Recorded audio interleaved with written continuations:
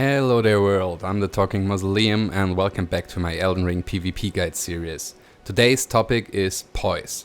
Probably the most important defensive stat of your build for PvP, having a way bigger influence on your playstyle than say your damage absorption, but also the stat that has pretty much none of its relevant information accessible to the player in-game, because that's just how FromSoft likes to do things.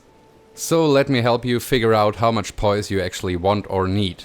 First, we'll cover some important general information about Poise, then look at the Poise damage of all weapons in Elden Ring, and finally we'll be looking at the best Poise to weight ratio armor sets as well as the best armor combinations for a number of specific Poise breakpoints.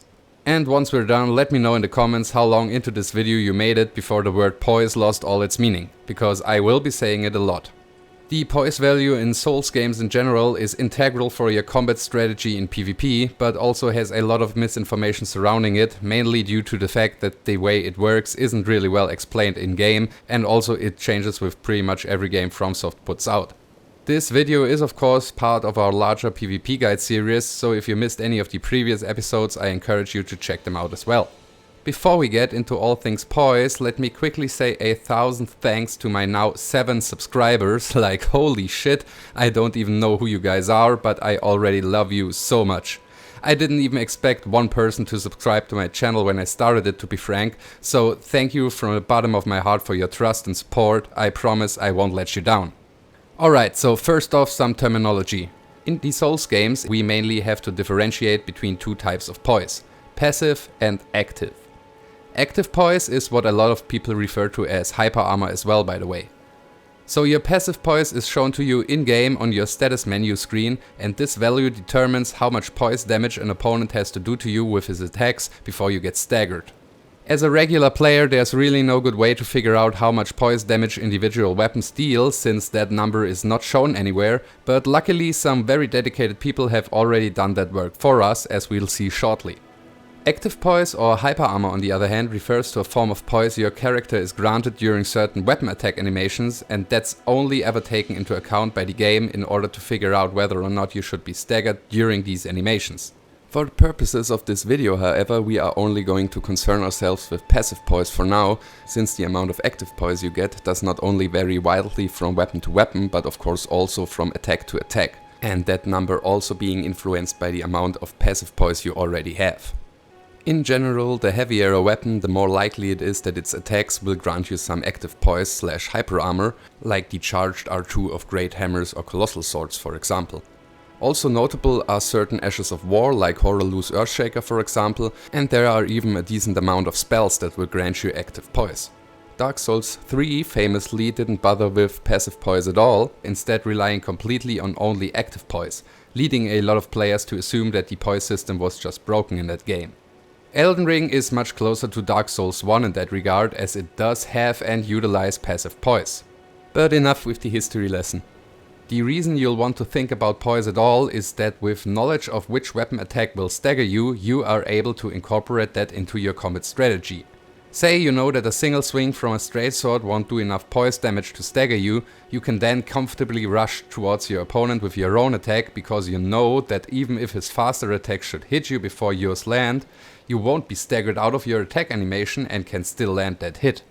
So how do we figure out what weapons deal how much Poise damage?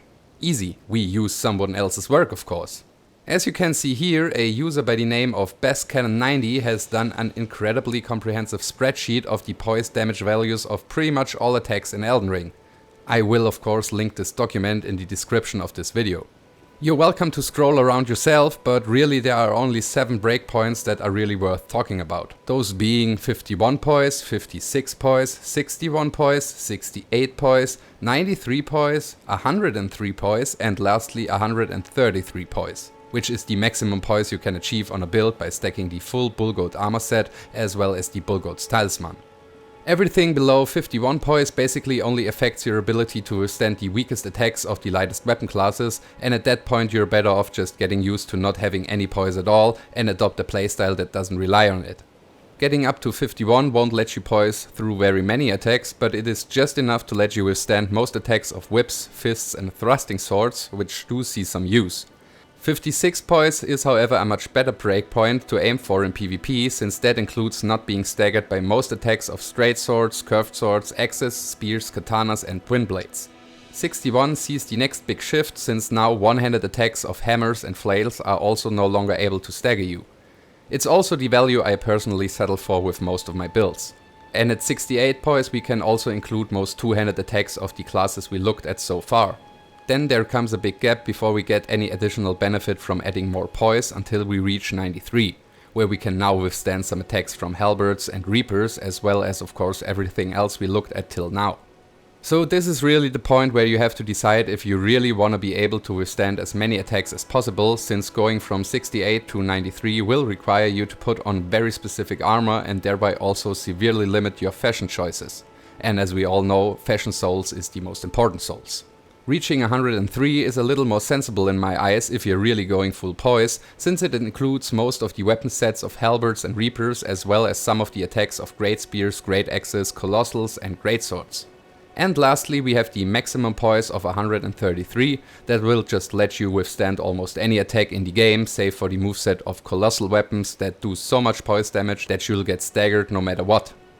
Unless you have no sense of style at all, where you'll end up poise-wise on your own build will probably also be heavily influenced by what armor you like wearing just for the looks.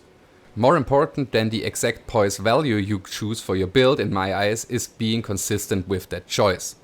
Unless you're some kind of savant, having all these numbers on that spreadsheet here in your head and knowing exactly how much poise damage an attack will do while playing is completely unrealistic.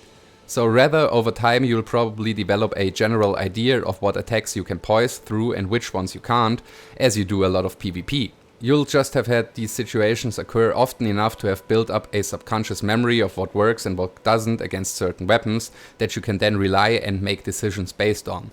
And for that memory to form, you'll have to do a good couple of hours of PvP where you don't change the poise of your character, because otherwise every time you go up against a halberd for example, your character will stagger at different times. But if you're really only interested in optimizing your build regardless of fashion, here are the lightest armor combinations for all our 7 poise breakpoints, as well as the armors with the best poise to weight ratio in general. By the way, almost all armor we talk about here we talk about in its unaltered form, since altering armor pieces will pretty much always remove way more poise than it removes weight, making that feature completely irrelevant for our discussion today. So the absolute number one when it comes to poise to weight ratio is the veteran armor set. Especially the chest and leg pieces give you a lot of bang for your buck, which is probably why you see so many people wearing it, even though it makes you kinda look like a rug. For chest pieces, your next best choices will be either the Knight armor, Fingerprint armor or Mausoleum Surcoat, not the Mausoleum Knight's armor. That one is on 3rd place as far as chest pieces go. The remaining pieces of these armor sets also give you a decent poise to weight ratio, but get beaten by the Crucible Knight's head and arm pieces, as well as the Omen arm and leg pieces. So as you can already tell, individual pieces of an armor set don't necessarily scale as neatly as we might like, but what can you do? Next there is the Bullgoat armor set that has the highest poise of any armor in the game, but of course it also weighs a ton, making it not always the best choice, but pretty much the only choice next to the veteran set for poise values of 90+. I'd also like to point out the various Knight's armor chest pieces, as they do have reasonable poise to weight ratio and offer you some color choices. Apart from that, we'll also want to know what the lightest armor pieces are if we are already at our poise breakpoint and want to add as little weight as possible. For that, the Commoner's Headband in its altered form, the altered Festive Hood, the Prophet's Blindfold, as well as the Gold Bracelets and Brave's Bracers are your best choices. Alright, so let's hit the runway. The lightest armor combination that will give you 51 as well as 56 poise is the Veteran's chest and leg pieces with nothing else, since that combination already brings you to 59 poise. So just put on the lightest head and arm gear you can find, like the Commoner's Headband and the Golden Bracelets for example. Looks like shit, right? Well, you asked for it. If you prefer not looking like crap, try on the Crucible Axe or Tree Helm with the Veteran's Greaves and Gauntlets. That will at least let you wear almost any chest piece you like, giving you some more options. Funnily enough though, these combinations will often even give you a little less poise while also being heavier, requiring you to put 2 to 4 more points into endurance to wear them. For 61 poise we stick with the Veteran's chests and legs and add the Zammer bracelets. Again, we overshoot our breakpoint by a little, but this combination is still the lightest we can get. Alternatively, you can add the Veteran's headpiece and combine that with either the Fingerprint armor, Knight's armor or Mausoleum Circuit chest piece for a little bit more style. Costs you 2 more points into endurance again though. If you've watched some of my other videos before, you know that this is my preferred fashion choice. If you don't think you can score showing up to the club like that, switch the Veteran's Greaves for Bullgoat's Greaves, and that should give you enough poise leeway to play around with your chest and headpieces a little bit more. But at this point, this has nothing to do with an optimized build anymore, except for being optimized for awesomeness maybe. For 68 poise, you add the Veteran's Helm to the chest and leg pieces and just keep your arms as light as possible. Reaching 93 poise finally requires us to put on some heavier armor. And of course that means rocking that Bullgoat bling, starting by switching the Greaves again, as those have the best poise to weight ratio of all the pieces in the set. Also, you have to switch the chest piece since 85 isn't cutting it, and leave the rest on the Veteran's set. Fashion alternatives are getting few and far between at this point, and not even the heavier armor sets like Lionels or Fire Prelates will get us over our threshold of 93 unfortunately. Going full Bullgoat will net you exactly 100 poise, however if you want to reach 103 you're better off going back to cosplaying as Commander O'Neill again and just adding the Bullgoat's talisman. And lastly, full Bullgoats plus the talisman brings you up to 133 poise, the absolute maximum you can reach with just gear alone. Combine that with a colossal sword with Bloodhound Stab on it if you really want everyone to hate you. And there you have it, everything there is to know about poise in Elden Ring. I hope you found the information in this video useful. If you did, consider leaving me a like, since I'm still desperately trying to get this channel off the ground, and maybe even subscribe and watch the rest of my Elden Ring PvP guide series for much more information about everything from combat strategies to stat spreads and build building, which coincidentally will be the topic of our next episode. Until then, thank you so much for listening, have a wonderful day and see you very soon!